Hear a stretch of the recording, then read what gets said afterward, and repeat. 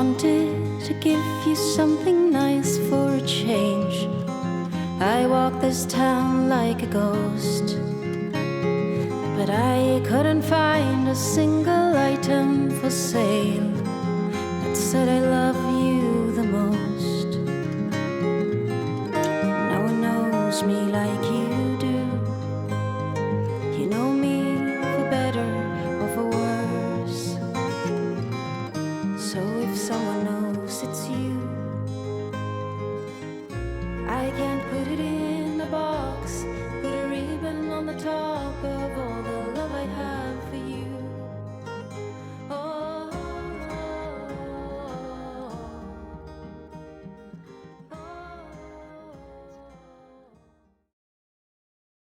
So I'd like to welcome Sofia Talvik to the program today, and is originally from Sweden. Am I right, Sofia? Yep, that's right. You were born in Sweden and you became I don't know what you'd call yourself. You're a folk, Americana. You cover so many areas.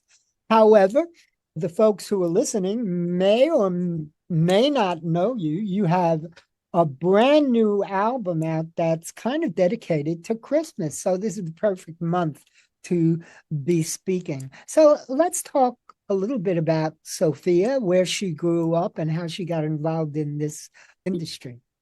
Oh yeah. So like you said, I was born in Sweden on the West Coast, and I grew up in Sweden, and I started playing the piano as a young kid. We have really great music education in Swedish schools, so every child can learn to play an instrument if they like from a young age.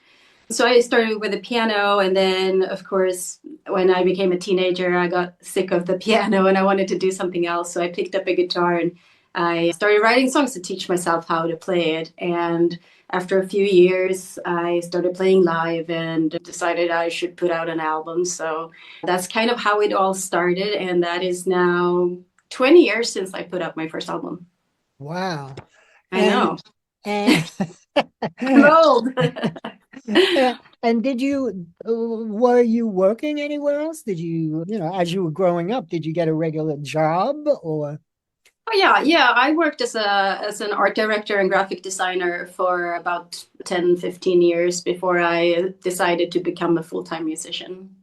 Okay. So, Yeah. and was it profitable when you started doing that? I mean, or did you starve a bit before you became, known and able to make money doing this? Yeah, I mean, I was always sort of playing music on the side. I was keeping my day job and then I was doing shows at night. But of course, it's kind of hard to be on the road if you have a steady day job. So after some years of doing this, and it kind of felt like something that I really wanted to pursue, both me and my husband, we quit our day jobs and decided to go on a really long tour of the US. And we had done like a few shorter tours. We had played South by Southwest and we played Lollapalooza in Chicago in 2008. And so we decided let's go over there and try it out. And so we quit our day jobs and we bought a big old RV in the US and then we started touring and we were on the road for a year and a half. So that's kind of how we all like how we learned how to do this and like what venues we should play and which venues we should avoid and just about everything, like how to book shows and how to plan for it and everything. So of course it takes a while before it gets profitable for sure, but now we've been doing this full time since 2011, so it seems to be working out. And you're everywhere. You're all around the world practically. I know that I've followed you on your US tour as you've gone around here in the United States. Where do you find it best to be touring? Well, I mean, I mostly tour in Germany and the US, and I would say those are probably the best markets for me. I think they are similar in the way that both Germans and Americans are kind of curious about culture and want to experience live music. So both of these markets are really good for me. Also, I speak German, so that helps. But I mean, I'm also touring other countries in Europe, like Belgium and Netherlands and Sweden, of course. But yeah, I do like the US because like my music tends to be maybe more geared towards like American folk music and Americana. And so it's kind of, I guess it works out for me to to play that kind of music and tour in the US. Where do you find that you get the best reception? What countries? I mean, is there any particular country that you feel, wow, I'm going to Germany or I'm going to Sweden? I know those people are going to love me. Where do you get that best reception? I mean, both Germany and the US, like, I have to say again, like, just because I think there are a lot of smaller venues and more intimate venues, both in Germany and in the US, where people actually go to listen to the music. So I don't really play bars or cafes where people like do other things. I just play venues where people come for the music. And I think in both of these countries, I have a really good listening audience, which is like really important to me. Oh, interesting. So you're saying you don't play cafes or anything. So what when you're promoting your shows, how would you promote them then? I mean, what I is mean, you mean to the public or to like when yeah, I'm in the shows? to the public? Um, well, I mean, I do promote them sort of as I usually call myself like folk and Americana with Swedish roots because I do play and sing like a few songs in Swedish at my shows as well. And we do promote them as listening type shows, sort of a little bit like the 1960s, 70s speakeasy kind of performance where people can go and get a connection with the artist because I do a lot of storytelling as well in between the songs. So I think that people who come to my shows, it's not like they just sit there and it's a song after song after song, but I hope and I feel that they might, get to know me a little bit as well when they see me. Okay. So tell me about growing up. I know you play the guitar. Did you play any other instruments? And how did you learn the guitar and why did you learn the guitar? Well, so yeah, my first instrument was the piano, and I was mostly playing classical piano Ah, from when I was a kid. Like I started when I was 8. And then growing up, I was taking lessons and mostly playing classical music. And then when I was 18, I got bored with that. I kind of felt trapped in this sort of a note sheet world. So I wished for a guitar for my 18th birthday, and I got one. And then I started writing songs to teach myself how to play. okay. And when you travel, do you travel with a band or is it just you're on stage or what? What do people So expect when they come yeah, to see you? exactly. It depends a little bit. Mostly I play solo. I do travel with my husband, who's also my sound designer, my sound tech. And what I do is I play the guitar, but I also do foot percussion as well when I play and sing. And my husband live mixes all the songs and with different harmony effects and little delay effects and stuff to make it a bigger sound than just a girl and a guitar. But I also do sometimes play with other musicians, and I have a backing band in Germany. It all depends on a little bit where I am and what kind of venue it is, and because it's a lot of fun to play with a band, but it's very hard to make that work budget wise if you're going to be on a 3 or 4 month tour in the US. Or where do you call home now? Germany, Sweden? Yeah, I mean, I would say my home base is in Berlin, Germany. I do a lot of touring here, but I also have a little house in Spain that I'm renovating. Oh, nice. So I'm a little bit all over the place, I try to spend like equal amount of time in the US, in Germany, in Spain, a little bit in Sweden. So I'm kind of all over the place, but I would say Berlin is still my sort of my home base. Sophia, who are your influences growing up? Well, when I grew up, I listened a lot to like 60s music. I loved The Doors, Janis Joplin. And then in my teenage years or later teenage years, I got more into like singer-songwriters like Amy Mann, Suzanne Vega. And I guess that kind of was what influenced me the most when I started writing music, those kind of singer-songwriters. And of course, like my big favorite, of course, is Nico Case. Ah, okay. Yeah. And out of all of these influences came 10 full-length albums, which is amazing that you've been able to record that many albums over the time because you're still Well, I mean, young. it's been 20 years. I've had Uh, time. so you have this latest album. Mhm. Um, let's Wrapped in paper. that in April of 2015, your sixth studio album, Big Sky Country, was appointed the fourth best Americana album of the year by the UK newspaper Telegraph. So that was quite an honor to have out there. Yeah, And definitely. Yeah. what else do I have here about you? By the way, this new album is titled Wrapped in Paper. Yep. And where did that title come from? So this is actually my second Christmas album that I'm releasing, and I released my first Christmas album in 2017. So for the last 20 or so years, I've been writing an original Christmas song every year.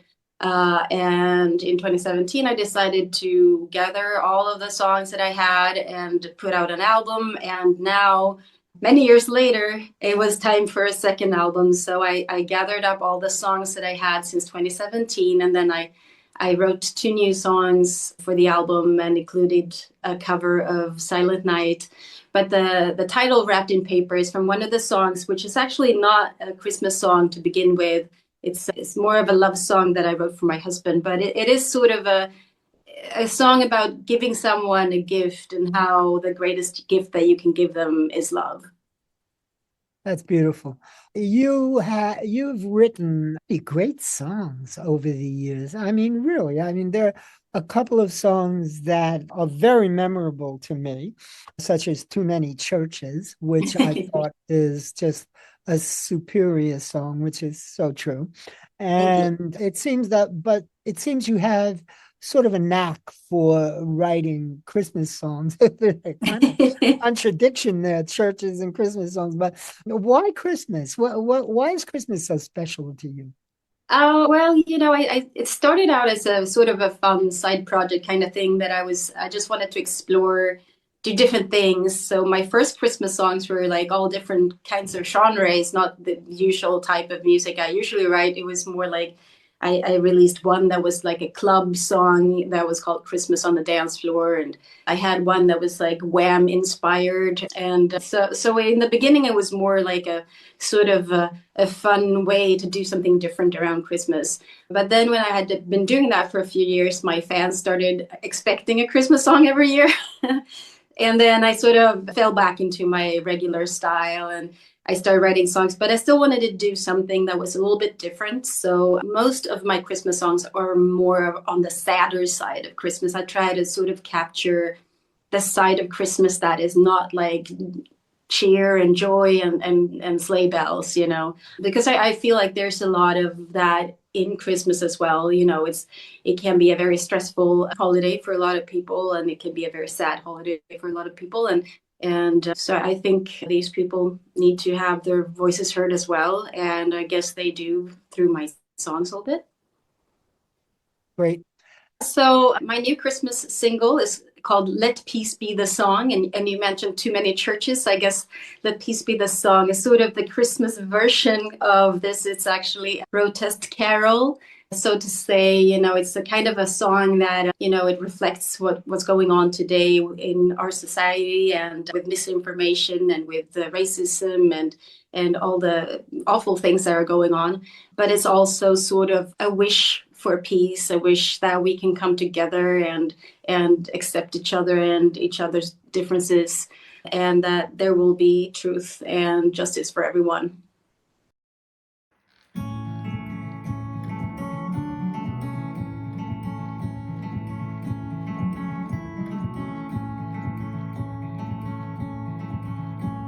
Santa, I don't know what to do. The world is ending, so I thought I'd write to you. In November, the snow flakes turn to cold. Can't blame the Grinch for the presents that he stole. Santa, you should stay at home this year. No one's been good, we're all living in fear. Tied to a fence post, or a knee upon my neck. Nowhere to go, no justice at my back. Santa, I know that you ain't real, but what is this days, that's just how I feel. I must be crazy, I must have lost my mind. How can we push the button to rewind? Santa, I never thought I'd say this to you. Don't bring me gifts, just let the poor guys go. Stuck in a cage, in an alligator marsh. Jesus and Mary, this Christmas will be harsh. Santa, I know that you ain't real, but what is this days, that's just how I feel. I must be crazy, I must have lost my mind. How can we push the button to rewind? Santa, if I could ask just one thing, let peace be the song that we all sing. Let truth be the present that you bring. Let justice spread a mighty, mighty wing. Santa, I know that you ain't real, but what is this days, that's just how I feel. I must be crazy, I must have lost my mind. How can we push the button to rewind? Santa, I know that you ain't real, but so is nothing in this freak show Ferris wheel. I must be crazy, I must have lost my mind. How can we push the button to rewind? How can we push the button to rewind?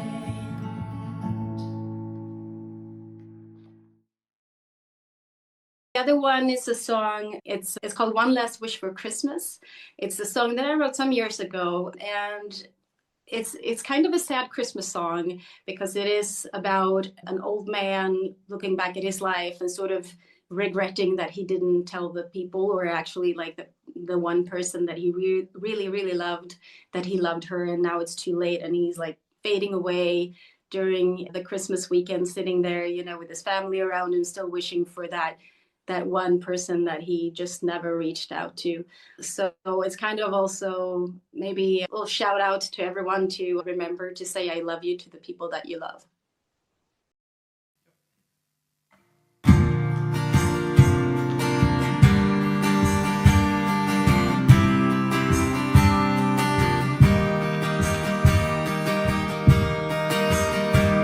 When you're 80 years old and you're sitting by the fire and your grandkids are playing outside in the snow, will you think of her then? Of the girl you once loved and how you never told her and she never knew? When the Christmas lights shine on you and your family surround you, will you think of her then? If you had one last wish for Christmas, would you wish for her now, and that you would have told her she was the love of your life?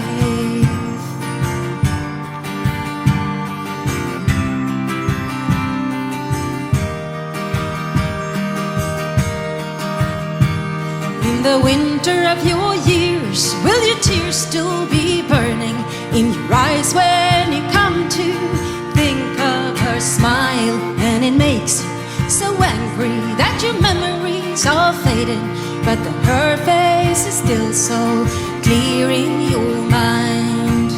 When the Christmas lights shine on you and your family surround you, will you think of her then? If you had one last wish for Christmas, would you wish for her now, and that you would have told her she was the love of your life? And so you close your eyes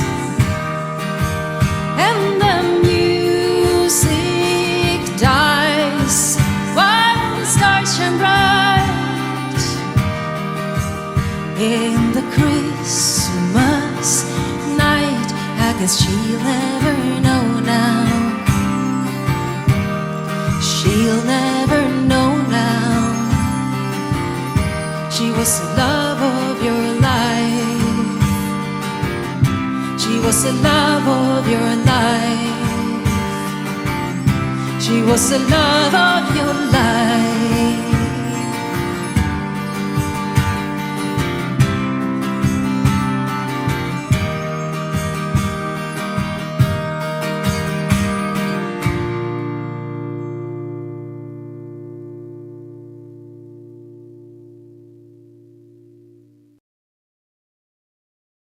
First of all, are all of the songs on the album written by you? All but two. One is a cover of Silent Night, but I did try to do sort of a different, very different version of Silent Night. So You didn't write Silent Night? maybe I did in another life. Yeah, so I tried to make it very different from what you usually hear. So it's recorded in an open tuning and a very sort of experimental melody interpretation, I guess. And then the second song is a traditional Swedish Christmas song that was written in the 1920s. It's called Jul, jul, strålande jul. And I actually sing that in both Swedish and German on the album because it's one of the songs that I usually perform on my winter tour here in Germany. And it's an interesting song because it is also not a very happy Christmas song. It is a song also about war and, you know, how much of like the things in the world that is not like ideal or jingle bells, but also a way to come together. And so I thought that was a really sort of fitting song to mix up with my own songs. What's the name of that song again? Jul, jul, strålande jul. Okay. Yeah, I know. It's if you translate it to English, it's you probably you would say Christmas, Christmas, shining Christmas. Sofia, thank you a million times for joining me this morning. And I know it's afternoon for you. You're 6 hours ahead of me. And Yep. I certainly appreciate it. Is there anything I haven't spoken about that you want to point out to the audience? Well, you know, I'm not going to be in your area next year on my US tour, but if anyone wants to come and see me play live next year, I will be touring the US from March to June, mostly West Coast. I try to cover different areas on my tours, but come January, all the dates should be on my website, and maybe I'll see you somewhere in the US. Yeah, I hope you get up where we are I'm in the Catskill Mountains of New York, and I would love to meet you and out with you, have a cup of coffee or whatever. And We should do that. we'll do it definitely if you're in this area. Sophia, thanks again for joining me. I'm really happy that you agreed to do this interview, and considering our distance apart, I know it's not easy to arrange times, but we did it. So We did it. have a wonderful rest of the day, and hopefully when you get into this area, we'll meet again. Thank you so much. Have a great day. You too.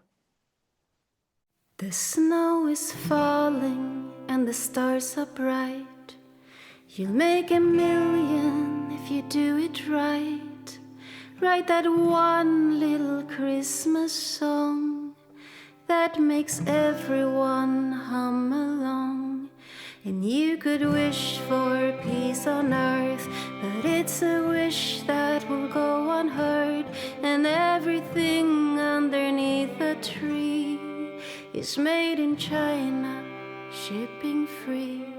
And all I wished was for you to share a little song, but you just don't care. So Merry Christmas, adios, so long. This is my last little Christmas song. Now AI writes everything for you. Horns and trumpets, they all sound true. You push a button and it's good to go. I might sound bitter, but you ought to know that all I wished was for you to share my little song, but you just don't care.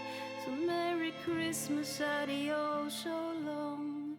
This is my last little Christmas.